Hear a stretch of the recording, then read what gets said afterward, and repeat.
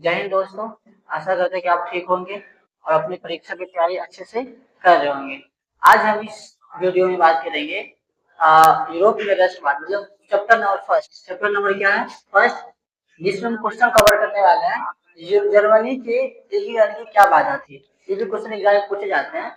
ये इतिहास का क्वेश्चन है, यहाँ का ये हिस्ट्री चैप्टर है। हिस्ट्री पर हम लोग स्टोरी, इसमें पहला चैप्टर है यूरोप में राष्ट्रवाद, जिसमें से आज हम क्वेश्चन के बाद जो करेंगे क्वेश्चन है जर्मनी के एकीकरण की बाधा क्या थी। मतलब जर्मनी को एकीकरण की बाधा क्या थी, जर्मनी के एकीकरण की समस्या क्या थी, आज हम लोग इसी की बात करेंगे। तो पहले हम समझेंगे कि एकीकरण होता क्या है, ये एकीकरण है क्या, अर्थात एकीकरण का अर्थ क्या होता है। एकीकरण का अर्थ होता है एकीकरण का अर्थ होता है एक करना। मतलब जो भी देश है, जो भी राज्य है, सबको क्या करना, एक करना। समझ गए? जैसे कि मान के चलिए हमारे पास 12 वो केला है, क्या है, 12 केला है। ये जो 12 केला बराबर 1 दर्जन होता है। क्या होता है? 12 वो केला जब मिल जाता है तो 1 दर्जन होता है। अगर इस सभी केला को हम अलग अलग भाग में रख दे, अलग अलग जगह पे रख दे, तो क्या ये 1 दर्जन पूरेगा? नहीं ना पूरेगा। सबको एक जगह पे आना पड़ेगा, सबको एक में मिलना पड़ेगा, तब 1 दर्जन पूर जाएगा। उसी प्रकार हुआ है जर्मनी में। अर्थात जर्मनी जो है ना, जर्मनी इसको लगभग 300 छोटे बड़े राज्य में बांट दिया है।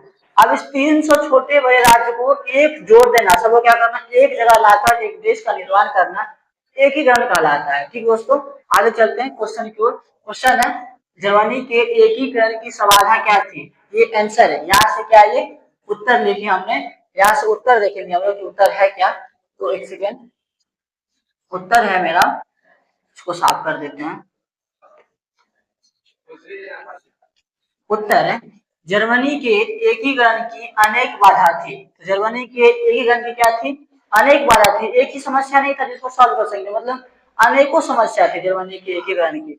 आगे है जर्मनी को लगभग 300 छोटे बड़े राज्य में बांट बांट दिया गया था। पहला जो लिखे हम लिखे हैं कि जर्मनी को 300 छोटे बड़े राज्य में क्या किया था, बांट दिया था, जिस कारण से उस राज्य की राजा उस राज्य को अपने ढंग से चलाते थे। क्या मतलब अपने ढंग से चलाते थे? अर्थात ये हुआ कि जर्मनी को सबसे पहले क्या किया, 300 बड़े छोटे बड़े राज्य में बांट दिया। अब 300 छोटे बड़े राज्य है तो हर एक राज्य का एक राजा भी होगा, ये तो नहीं कि बिना राज्य का राजा होगा। और उस क्षेत्र का जो राजा है, मानिए चलिए एग्जाम्पल लेते हैं कि ये क्या है, ये कोई एक राज्य है जिसका नाम ए है। क्या है? ए। अभी जो ए है तो यहाँ के राजा मान के चलिए बी है। अभी ए राज्य का राजा बी है, तो जो बी है तो बी अपने ढंग से राज्य में कार्य करेगा, अपने ढंग से राज्य में कार्य करेगा, किसी का आदेश नहीं मानेगा। एक और एग्जाम्पल लेते हैं, ये कोई राज्य है जिसका नाम है टी।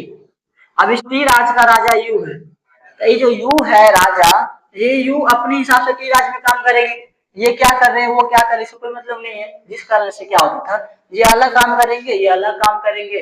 मान के चलिए ये क्या करेंगे, शिक्षा पे काम करेंगे, शिक्षा पे काम ही नहीं करेंगे। तो क्या एक होने वाला है सभी राज्य? नहीं ना होने वाला है। तो सभी राज्य को एक जगह लाना ही क्या कहलाएगा, एकीकरण कहलाएगा। तो फर्स्ट ऑफ ऑल देखिए हम लोग कि जर्मनी के एकीकरण की जो बाधा थी वो अनेक बाधा थी। जर्मनी को लगभग 300 छोटे बड़े राज्य बांट दिया गया था। उसके बाद हम बात करें तो उस राज्य के जो राजा थे अपने ढंग से राज्य को चलाते थे, जिसका अनुसार जर्मनी का एकीकरण नहीं हो रहा था। इसके अलावा देखिए कि इसके अलावा जर्मनी में कई प्रकार के धर्म और जाति के लोग रहते थे। इसके अलावा जर्मनी में कई प्रकार के धर्म और जाति के लोग रहते थे और इसीलिए जर्मनी का एकीकरण सही ढंग से नहीं हो पाया था। मान के चलिए इसमें तो पहले से समस्या और भी समस्या, कोई भी एक धर्म को सपोर्ट करेगा तो दूसरा धर्म क्या करेगा, खिलाफ होगा, विरुद्ध होगा, आंदोलन करेगा। कोई दूसरा धर्म को सपोर्ट करेगा तो पहला धर्म के साथ आंदोलन करेगा। तो आशा करते हैं कि आप क्वेश्चन समझ गए। ये क्वेश्चन बहुत इजी है और सिंपल है। क्वेश्चन है कि जर्मनी के एकीकरण की बाधा क्या थी। तो इसका आंसर ये होगा कि जर्मनी की एकीकरण की बाधा अनेक थी। पहला ये था कि जर्मनी को लगभग 300 छोटे बड़े राज्य में बांट दिया गया था, जिस तरह से उस राज्य के राजा अपने हिसाब से राज्य को कार्य करते थे, चलाते थे। और सेकंड क्या था कि जर्मनी में कई प्रकार के धर्म और जाति के लोग रहते थे, जिस कारण से जर्मनी का एकीकरण नहीं हो पा रहा था। आशा करते हैं कि आप समझ गए होंगे और इसको आप स्क्रीनशॉट लेके काफी नोट कर लीजिए, क्योंकि ये क्वेश्चन पूछा गया है एग्जाम में और हो सकता है 2026 के एग्जाम में भी पूछ दे। तब तक मिलते हैं, तब तक के लिए जय हिंद दोस्तों। मिलते हैं अगले वीडियो में, तब तक के लिए बाय बाय।